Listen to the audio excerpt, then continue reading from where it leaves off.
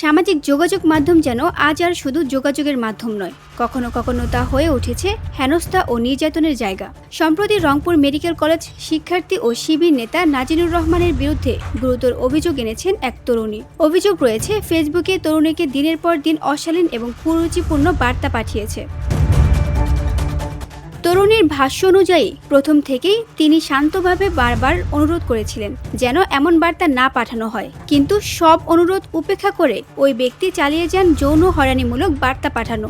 এক পর্যায়ে গত পরশু রাতে পরিস্থিতি আরও ভয়াবহ রূপ নেয়, যখন ওই তরুণীকে পাঠানো হয় একের পর এক নোংরা এবং অপমানজনক মেসেজ।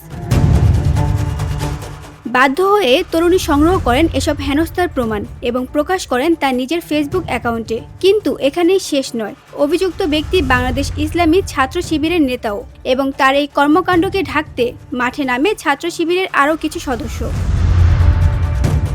তরুণীর দাবি, এখন তাকে ফেসবুকে নানাভাবে হুমকি দেওয়া হচ্ছে, তার নামে খোলা হচ্ছে একের পর এক ভুয়া অ্যাকাউন্ট, এমনকি ব্যবহার করা হচ্ছে অশ্লীল ভাষা, উদ্দেশ্য করে পোস্ট করা হচ্ছে কুরুচিপূর্ণ মন্তব্য।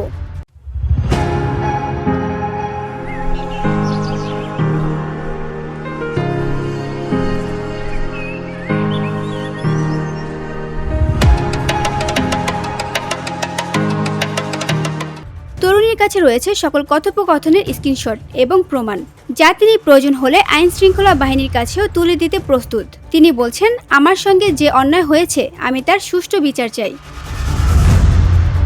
খোঁজ নিয়ে জানা যায়, অভিযুক্ত শিবির নেতা শুধু এই অপরাধের সঙ্গে জড়িত নয়, সে সাধারণ শিক্ষার্থীর মুখোশ পরে শিবির সম্পৃক্ততাকে আড়াল করে রেখে নানা রকম কুকর্মের সঙ্গেও জড়িত। VOD Bangla news desk.